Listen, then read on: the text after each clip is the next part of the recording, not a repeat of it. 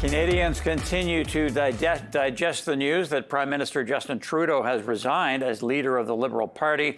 What does it mean to Canada's business community? Let's bring in Candace Laing, President and CEO of the Canadian Chamber of Commerce. Thanks for being with us, Candace. Thanks for having me, Mark. Let me just get your reaction initially to some comments that U.S. President-elect Trump made just a little while ago about the potential for using economic force against Canada. What do you make of that? Well, I think with Trump, the advice I always keep in mind is always take him seriously, maybe not literally all the time, but seriously. And, you know, I think the intentional, relentless trolling that we've seen lately is also intentional in distracting us, destabilizing. And so I think it's critical for many reasons. We have Trump as a distraction. We have our own, activities and efforts on the home front to stay focused on what needs to be our number one priority, which is preparing for scenarios that could hit us come January 20th. All right, Candace, based on yesterday's news that Prime Minister Trudeau is eventually resigning, proroguing Parliament, based on the people you're talking to within the business community, was there excitement, relief? How would you describe the reaction? Yeah, I think relief comes through. I think we think it's fair to say he read the room and made the right decision, and we thanked him for his service. But I think from the business community's perspective, the angst and the focus is, this is such a critical time. The timing is what it is, but it's not great because we can't afford any inaction or distraction. We are looking into unprecedented challenges. And so we remain in high gear, focused on what we need to be focused on to do our best to tackle what's about to come our way. And you say that business leaders, politicians, that people in general need to be united. Could you elaborate on that?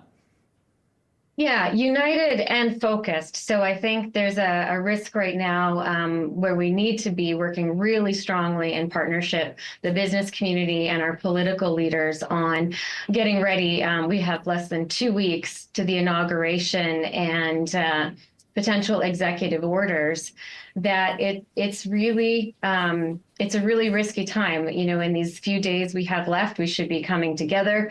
I think we heard the Prime Minister say yesterday, well, look, by removing contention, we can focus more on these important issues and fight for the economy and serve Canadians' needs.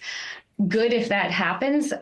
Hope that happens. But I think from the business community's perspective, how can that happen? We might be facing, 2 cabinet shuffles in the next little while just to get through things. So just, the ask from the business community is we're here, we're modeling impacts, different scenarios of tariffs, and need to keep our eye on the ball and laser focused on getting prepared for what's about to come.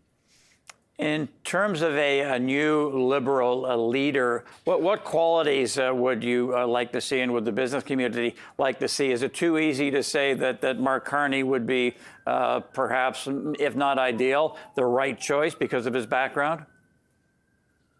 What I love about the Canadian Chamber is we're nonpartisan, and whoever is in power, that is our best partner to, ensure the Canadian business community can thrive.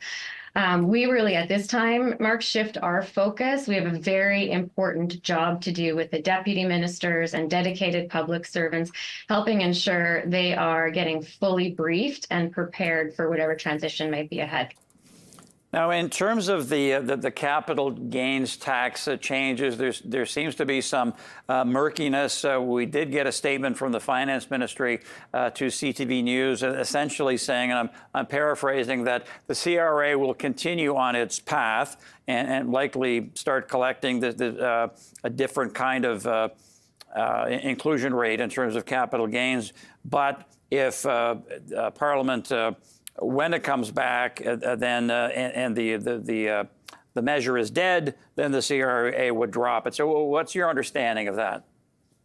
Yeah, it's a great question. This is one of the It can be both good and bad. What happens to existing legislation during a prorogation scenario?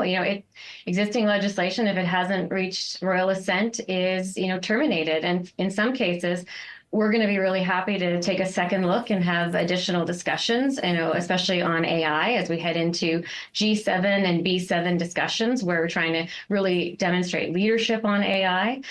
So on the flip side, they can create some confusion. The capital gains bill is one that's almost an exception to that termination because it's a Ways and Means bill. So I think everybody's just looking for a lot of clarity now on what does that mean, hoping to hear more from CRA and others, if it will, in fact, because it could just go ahead, or if there will be any adjustments to that. Just lastly here, Candace, we talked to Mark Ruffalo earlier. Sorry, John Ruffalo. I keep using the actor's name, John Ruffalo, whom I'm sure you know. And he basically has a whole three-pronged plan. He says that we have to get spending under control from a government perspective, cut taxes on the personal and corporate side, and have an innovation policy. Does that all make sense to you? It does, and I think Canada has a lot we need to focus on in the longer term and medium term.